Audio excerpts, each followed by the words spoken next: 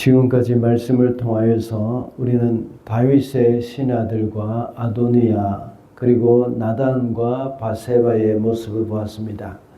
다윗이 노년이 되어서 쇠약해졌을 때에 다윗의 신하들과 아도니아는 하나님의 뜻보다는 인간적인 지혜와 외적인 자격을 내세웠습니다.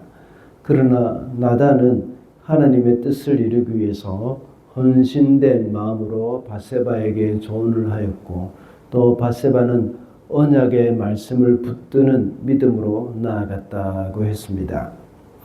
오늘 우리가 봉독한 말씀은 솔로몬이 다윗을 이어서 왕으로 즉위하는 것에 대해서 말씀을 하고 있습니다.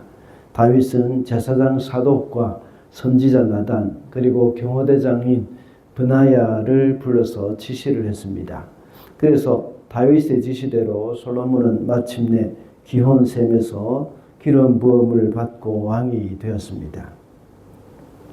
이렇게 하여 다윗에 이어서 솔로몬을 이스라엘의 왕으로 세우려는 그 하나님의 뜻이 이루어진 것을 볼 수가 있습니다. 오늘은 이 말씀을 통해서 하나님의 뜻이 이루어지는 현장에는 어떤 일이 일어나는지 살펴보도록 하겠습니다. 먼저 하나님의 뜻이 이루어지는 현장에는 충성된 사람이 있습니다. 하나님의 뜻이 이루어지는 현장에는 바로 충성된 사람을 통하여서 하나님께서 그 뜻을 이루어 가신다는 것이죠. 32절 말씀입니다.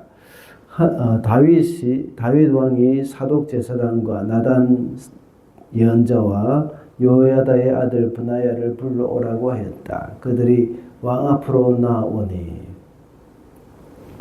어제 우리가 살펴본 바와 같이 바세바와 나단의 말을 들은 다윗은 바세바를 불러서 전에 했던 약속을 다시 떠올리면서 그것을 반드시 지키겠다고 말을 합니다. 그리고 방금 읽은 32절의 말씀과 같이 그 일을 실행하기 위해서 사람을 불렀습니다. 그 사람들의 이름은 제사장 사독과 선지자 나단입니다. 그리고 여호야다의 아들 경호대장 브나야입니다. 다윗은 이들을 시켜서 솔로몬 즉위식을 하도록 일렀죠. 이 사람들은 모두 아도니아의 모임에 가지 않았던 사람들입니다. 물론 아도니아가 그들을 초청하지도 않았기 때문에 가지도 않았을 것입니다. 아도니아가 왜 그들을 초청하지 않았겠습니까? 이 사람들은 자기들과 결이 다르다고 생각을 했기 때문입니다. 사람들이 자신의 세력을 규합할 때 쓰는 방법이 주로 어떤 것입니까? 국가에 대해서 또는 특정한 공동체에 불평을 하거나 또 원망을 하는 사람들을 포섭의 대상으로 삼는 경우가 참 많습니다. 이단들이 쉽게 접근을 할 수 있는 사람들은 교회에 불만이 있는 사람들입니다. 항상 충성된 사람들에게는 감히 접근을 할 수가 없습니다. 방금 읽은 32절에 나오는 이 사람들은 모두가 충성된 사람들이었습니다. 아도니아는 감히 이런 사람들을 초청하지도 않았을 뿐만 아니라 초청을 해도 가지 않았을 것입니다. 이런 사람들은 아도니아가 자기들을 죽인다고 하더라도 가지 않을 사람입니다. 그리고 충성스러운 사람들은 세상 사람들이 나를 알아주지 않는다고 하더라도 실망하거나 좌절하지도 않습니다.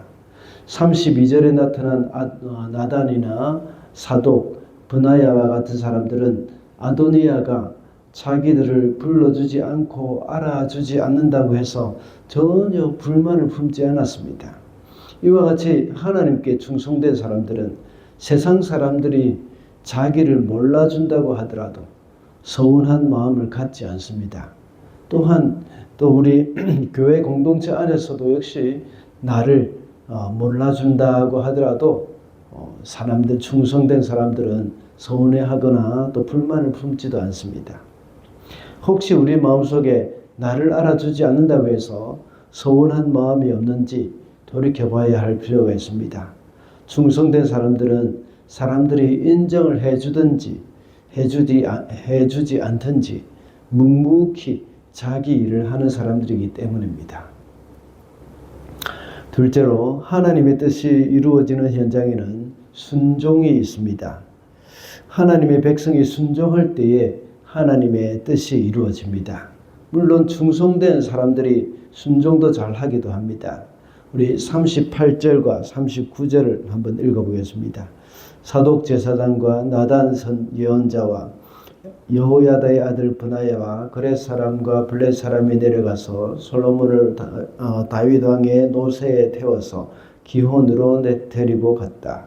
사독 제사장이 장막에서 기름을 넣은 뿔을 가지고 와서 솔로몬에게 기름을 부었다. 그리고 뿔나팔을 부니 모든 백성이 솔로몬 왕 만세 하고 외쳤다. 다윗이 시킨 일을 그대로 이행한 장면을 기록하고 있습니다. 이 사람들의 순종으로 인해서 마침내 솔로몬이 왕으로 세워지게 된 것입니다. 어제 설교 마지막 부분에서 제가 주기도문을 예로 들어서 뜻이 하늘에서 이루어진 것 같이 땅에서도 이루어지이다 라는 부분을 언급을 했습니다. 하나님의 뜻을 위한 기도는 우리의 순종으로 인하여서 이루어져야 합니다. 물론 하나님은 인간의 순종이 없어도 당신의 뜻을 이루실 수가 있습니다. 그러나 하나님은 우리의 순종을 통해서 하나님의 뜻을 이루시기를 아주 기뻐하시는 분이십니다. 비록 하나님은 전능하신 분이시긴 하지만 당신의 뜻을 자기 스스로가 이루기보다는 사람을 통해서 당신의 종을 통해서 이루어 가기를 기뻐하시는 분이십니다. 그러므로 순종은 우리의 큰 특권이 되고 영광이 됩니다. 그래서 이렇게 순종하는 자를 하나님이 축복하셔서 그들에게 큰 상을 예비해 놓으십니다. 오늘 본문에 나타난 사독과 나단과 브나야는 솔로몬 왕국 건설에 큰 공을 세운 자들입니다. 그래서 나중에 사독은 제사장이 되었고 또 브나야는 요압 대신에 군대 장관이 되었습니다. 또한 나단 선지자는 왕실과 나라의 영적 지도자로 활동을 하게 되었죠. 이와 같이 우리도 하나님께 순종할 때에 하나님은 큰 복을 우리에게 예비해 놓고 계실 줄로 믿습니다. 우리가 순종하는 그 자체만으로도 큰 특권이고 영광이지만 우리가 하나님께 순종할 때 하나님은 우리에게 큰 상급을 예비해 놓고 계심을 우리는 잊어서는 안 되겠습니다. 그 상급을 바라보면서 순종함으로 하나님의 뜻을 이루어 가야 하겠습니다. 마지막으로 하나님의 뜻이 이루어지는 현장에는 기쁨이 있습니다. 40절 말씀입니다. 먼저 우리가 하나님의 뜻이 이루어질 때 우리에게는 기쁨이 있음을 우리가 알 수가 있죠. 하나님의 뜻이 이루어지는 것은 하나님께만 기쁨이 되는 것이 아니라 우리에게도 역시 큰 기쁨입니다. 40절을 한번 읽어보겠습니다. 모든 백성이 그의 뒤를 따라 올라와 피리를 불면서 열광적으로 기뻐하였는데 그 기뻐하는 소리 때문에 세상이 떠나갈 듯 하였다. 솔로몬이 왕으로 즉위했을 때에 모든 백성이 열광적으로 기뻐했다고 했습니다. 그 기쁨의 소리가 떠나갈 듯 했습니다. 우리가 우리의 기쁨을 위해서 애를 쓰고 우리의 기쁨을 위해서 노력을 할 때에 그런 기쁨을 얻기는 어렵습니다. 오히려 나의 기쁨을 추구하다 보면 참된 만족이 없습니다. 오히려 나와 주위의 사람들에게 고통만 줄 때도 얼마나 많이 있습니까? 그리고 나의 기쁨을 추구하다 보면 분열이 일어나기가 쉽습니다. 그러나 우리가 하나님의 뜻을 이루어 갈 때에 우리에게는 모두에게 기쁨이 있습니다. 오늘 본문에 큰 기쁨이 있다고 말씀하고 있습니다. 그 기뻐하는 소리가 세상이 떠나갈 듯하다고 말씀을 하고 있습니다.